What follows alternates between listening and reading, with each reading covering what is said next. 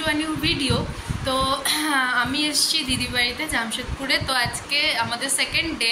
তো সেকেন্ড ডেতে আমরা যাচ্ছি, এখানকার একটা ওয়াটার পার্ক আছে, সেখানে ওয়াটার পার্ক পার্সোনালি আমি পছন্দ করি না, কিন্তু আমরা আসার আগের থেকে দিদি আর জিজু টিকিট কেটে রেখেছিল, তো সেই জন্য যাব। তো চলো এখানকার ওয়াটার পার্কের A to Z তোমাদের সাথে শেয়ার করব। আর যারা তোমরা এখানে থাকো তারা তো জানোই, আর যারা থাকো না তারা ভিডিওটা দেখে জানবে। তো চলো যাই, গিয়ে ওখানে আবার তোমাদের সাথে কথা হচ্ছে।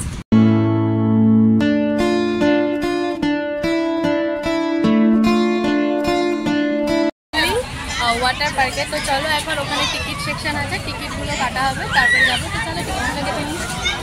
তো এটা হচ্ছে এখানকার টিকিট কাউন্টার। তো দিদি আর জিজু আগেই আমাদের বলে রেখেছিল, বুক করে রেখেছিল, তো সেই টিকিটটা এখান থেকে নিচ্ছিল। আর ticket price per head 500 rupees করে। আর ভেতরটাতে ঢুকলে এরকম সুন্দর অনেক জিনিস রয়েছে, রাইডস রয়েছে। আর এটা হচ্ছে ওয়াটার পার্কের মেন যে ওয়াটার পার্ক, সেটার গেটটা রয়েছে। আর এই পাশে রয়েছে তোমার ব্যাগেজ সেন্টার, মানে এখান থেকে আমাদের ব্যাগ দেবে, সেই ব্যাগটার মধ্যে আমরা আমাদের জামা কাপড় যা যা আছে সেগুলো রাখতে পারবো। আর চলে এসেছি এখন আমরা ওয়াটার পার্কের ভেতরে।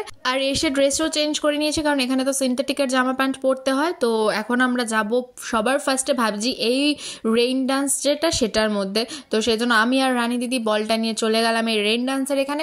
আর আমার তো ওয়াটার পার্ক খুব একটা পছন্দ না, বাট ভীষণ মজা হচ্ছিল এখানে, মানে সত্যি সিরিয়াসলি বলছি, এত ভালো লাগছিল না। এখানে কিছু মনে হয় না, মানে জাস্ট মানে নোংরা থাকবে না কি থাকবে সব মাথা থেকে তখন বেরিয়ে যায় যখন এরকম মজাগুলো হয়। তো রেইন ডান্সের পরেই আমরা চলে এসেছিলাম এই ছোট পুলটাতে, যেখানে ছোট ছোট সব স্লিপস ছিল।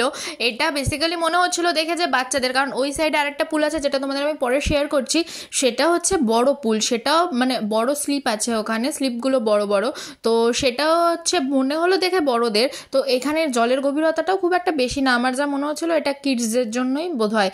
আর পাপা তো ছোট বাচ্চাই, কিন্তু আমরাও সেই বাচ্চা হয়ে গেছি এই দিনকে, মানে কি আর বলবো, এত মজা হচ্ছিল, নাচানাচি লাফালাফি সব কিছু। আর ভাবছিলাম খালি এই দিক থেকে ওই দিকে ছুটি, ওই দিক থেকে সেই দিকে ছুটি, এইদিকে যাব ওইদিকে যাব, এটা করব সেইটা করব, বল খেলবো, না জানি কত কি, মানে জাস্ট একটা ভীষণ ভালো একটা সুন্দর একটা দিন কাটিয়েছি এরকম ওয়াটার পার্কে। আর গরম যেহেতু, আর আমরা যেদিন এসছি এই দিন হচ্ছে সানডে, তো সানডে দেখে আরও বেশি ভিড়। আর ভিড়ের মধ্যে বেশ ভালোই লাগছে, কারণ চারিদিকে অনেক লোক, অনেক বাচ্চা, অনেক কিছু, সেই জন্য।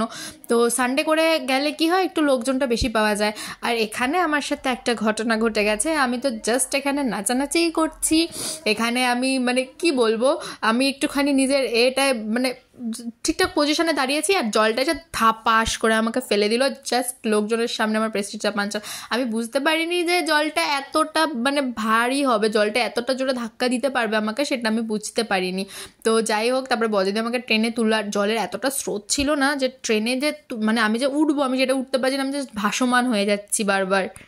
তো আমি আর রানী দিদি ডিসাইড করলাম চলো, কেননা এই ছোট যে স্লিপটা আছে প্রথমে এটাতেই চড়া যাক, তারপরে বড়টা রিস্ক নেবো যদি এটাতে চড়ে ভালো লাগে। তো এখানে জিজু আমাদেরকে ইনস্ট্রাক্ট করছিল এদিকে যাও, ইধার যাও, উধার যাও, মানে ঠিকঠাক করে ভিডিওটা করবে তার জন্য। তো এটা তুমি জাস্ট দেখো তোমরা, আমি জাস্ট জলের মধ্যে ডুবে, এটা মানে কি বলবো, আমার জাস্ট জল ফল পুরো খেয়ে একদম ডুবে গেছি, পুরো ভেতরে চলে গেছি। আসলে এক্সপিরিয়েন্স নেই না এইসব জিনিসের পুরো, আর আমার একটু জলে ফোবিয়া আছে।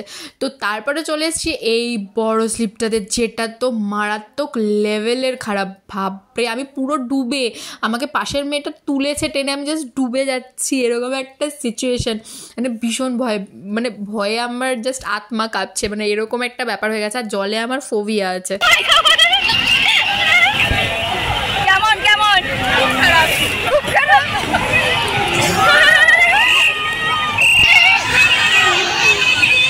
তো ওই ওয়াটার রাইডটা করার পরে আমার শরীরটা খুব খারাপ করছিল, শুধু আমার না, আমার রানী দিদিরও। তো মানে জল ফল খেয়ে পুরো নাকে মুখে জল ঢুকে একাকার অবস্থা হয়ে গেছিলো। তো সেই জন্য আমরা চলে এসেছি ড্রেস চেঞ্জ করে একটু ফ্রেশ হয়ে চলে এসেছি ড্রাই রাইডস করার জন্য। তো সবার ফার্স্টে এই একটা কিউট ফানি ড্রাই রাইডস করছি, যেটা কারে কারে ধাক্কা লেগে যাবে একেবারে, মানে এরকম। আর ছেলেটা ওখানে ছিল আমাদের ইনস্ট্রাক্ট করার জন্য। আর তোমাদের একটা ইনফরমেশন দিয়ে রাখি, তোমরা কিন্তু ওয়াটার পার্কের টিকিটের সাথে যদি রাইডস করতে চাও, তাহলে কিন্তু যদি ড্রাই রাইডসগুলো করতে চাও, তাহলে কিন্তু তোমাদের টিকিটস আবার এক্সট্রাভাবে ইনক্লুড করতে হবে। আর সত্যি কথা বলতে ছেলেটা খুব হেল্পফুল ছিল, যে আমাদের বারবার ইনস্ট্রাক্ট করে দিচ্ছিল, কিছু কিছু সময় আমাদের গাড়িটা চালিয়েও দিচ্ছিল।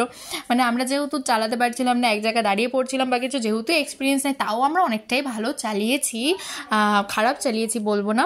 তো এটাই হলো ব্যাপার। এখানে আমরা খুব মজা করেছি, মানে যতটা আমরা ড্রাই রাইডসে মজা করেছি তার থেকে বেশি ওয়াটার পার্কে মজা করেছি, মানে ওয়াটারের মধ্যে মজা করেছি। কিন্তু ওয়াটার রাইডসে আমার লাস্ট রাইডসটার আমার খুব খারাপ এক্সপিরিয়েন্স, খুব মানে আমি পুরো জলের তলায় ডুবে গেছি, জাস্ট আমি হাবুডুবু খাচ্ছিলাম, এরকম একটা ব্যাপার। তো ওটা খুব খারাপ একটা এক্সপিরিয়েন্স। তো যাই হোক, এই ড্রাই রাইডসের এক্সপিরিয়েন্সগুলো খুব ভালো। তো এই কার রাইডটার পরে আমরা চলে যাব একটা বড় নাগরদোলায়। তো চলো নাগরদোলায় যাই। আর আগে আমি নাগরদোলা কখনো চলি